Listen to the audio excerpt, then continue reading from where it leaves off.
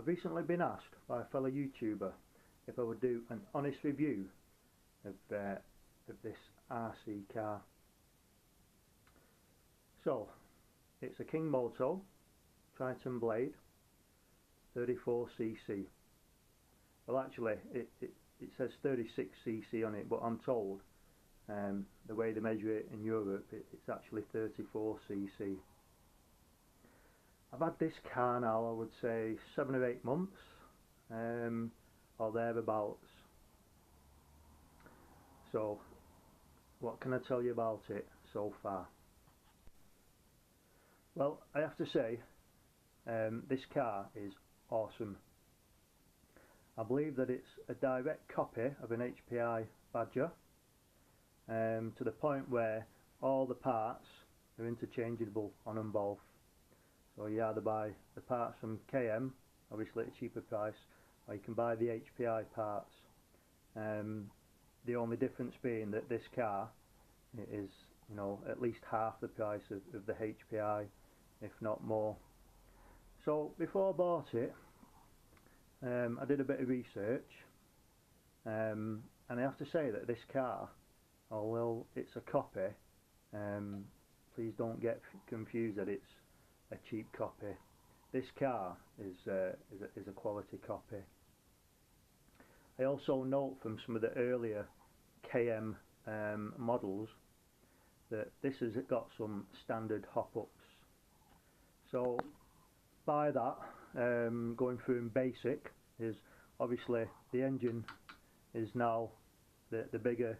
I know it says 36cc, but we'll run with 34cc engine. It's got some metal parts on it, as you can see, and a lot of the plastic parts that you see here, these orange, which there's lots of them, they're like a nylon. I'm not sure if they call it P60 nylon, and I kind of take this to be in between aluminium and plastic, so it is strong. I've been out with this car many times. I've jumped it, I've crashed it, and none of these parts, none of these suspension parts or anything has broke from general use. There's nothing gone wrong with this, just from running it. So another point I saw in an earlier model was people are saying that the internal battery, which is in here, wasn't lasting very long. You know, you charge it up, go out for a run, and it's running out. Well, this has obviously been upgraded as well, because I have to say that it's never ever run out on me. Whenever I've been out playing with this car, this rechargeable battery pack in there has never ran out. A full tank of petrol, I would say I'm getting well over an hour out of a full tank of petrol, well over an hour.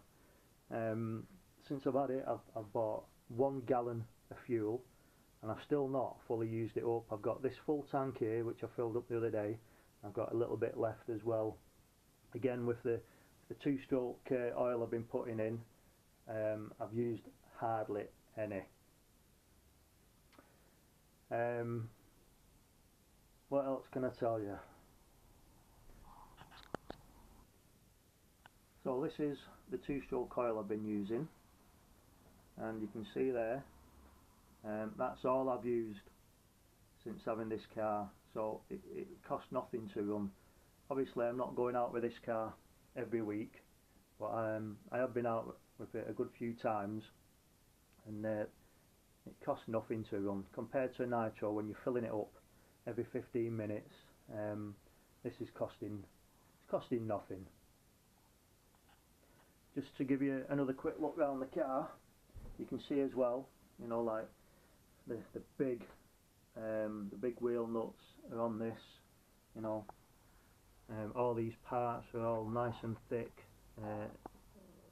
really well made. You know, the quality, like I say, don't be disheartened that this is a copy, because the quality of this is amazing. Let's try and show you some more parts that you can see. You know, plenty of metal parts on there as well. So on one occasion while I was out on it, I actually drove it into a concrete post, so obviously that's my fault, and I hit it with this front wheel here, bang, straight here, and from the distance where I was, the wheel had come off, and I was looking at it thinking, oh my god, how much is this going to cost? I've broke it. So when I got over to the car, actually none of this was broke. I couldn't believe it. All that had happened is this bit here is a wheel hub, like so, and on the end of that hub there's a circlip, as you can see there. Now I thought that was a really good design, because basically when the wheels took impact, all it's done is force the circlip off, and then obviously the wheels come out. This here is the actual one, so you can see it's actually still usable, but obviously I couldn't find the circlip. So when I've looked at the part for this, I bought this from RC Models, by the way, in Blackburn. To replace that, and that's aluminium, I think it was £3.50, which, you know, it's nothing. So rather than mess around trying to get a circlip, I just bought a new one and another one for spare. So to repair that was nothing. Nothing else had broke, absolutely nothing. I couldn't believe it.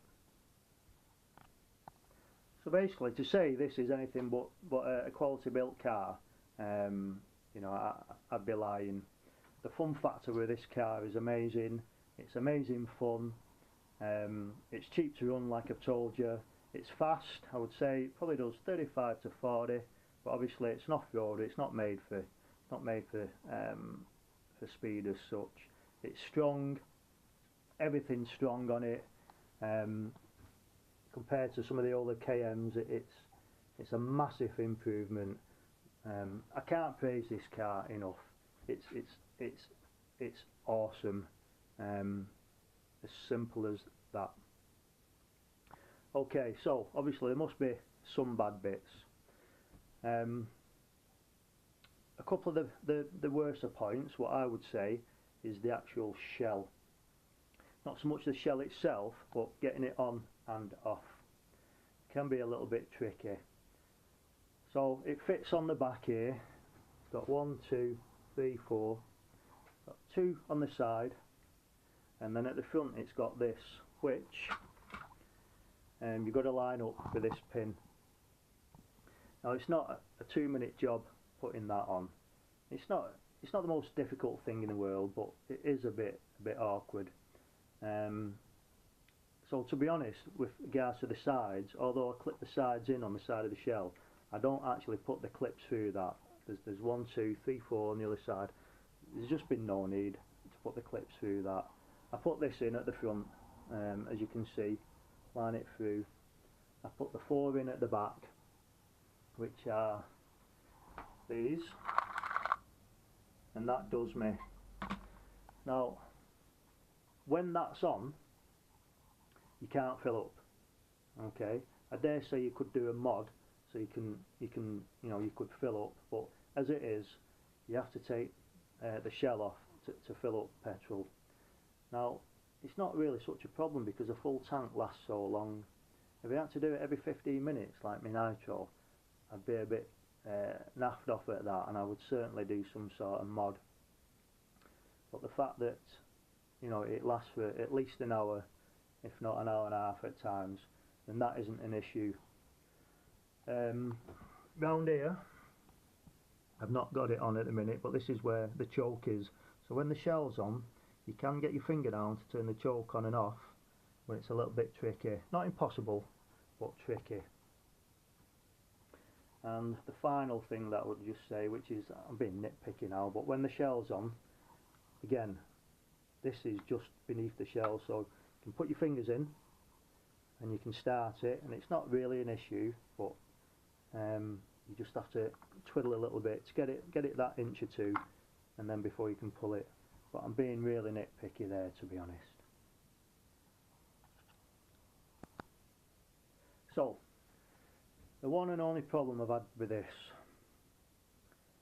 for some reason, I come in one day and I saw a line of fuel down here and a little bit on the floor. And when I looked at it, I just couldn't see where it was coming from. I tried the pipes, took them off, re-put them on, took the air filter off. I did everything. I just couldn't see where it was coming from. Now, this went on for a while. Didn't stop the car from running, but obviously I wasn't happy the fact that when I was leaving it stood, it was coming, fuel was building up down here, and then obviously eventually dropping off. When, or should I say, what my final thoughts were, which I'm still not 100% certain, but it seemed to be coming from here, this shaft, because it was wet below and not above. And that's, as you can see, the throttle. Now, that's a wall-built carb, that. And I managed to get an exploded view of that carb to have a look inside to see if I could see what was going on.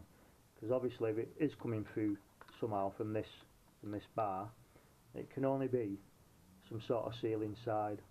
But when I managed to look at an exploded view of that, to take it apart and try and fix it, I decided it was a job for another day.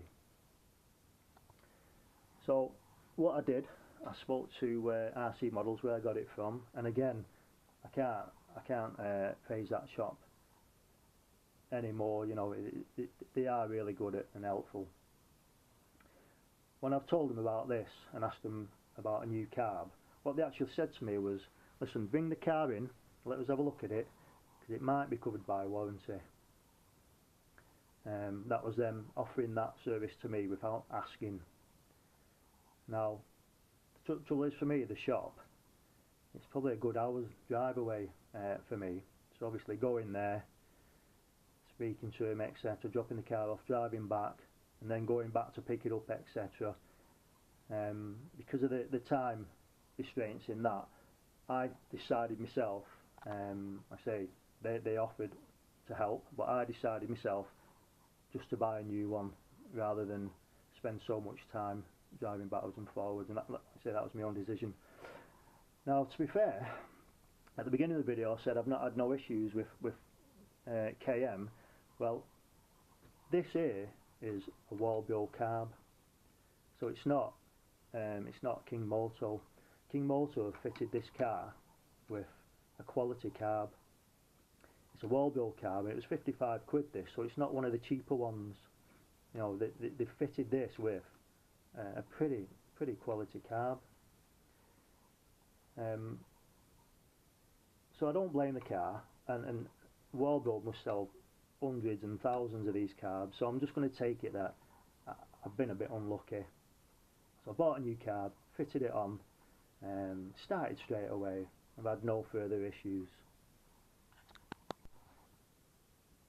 Right, I put this shell on it. I've not clipped it all in, but I'll put it on just to show you.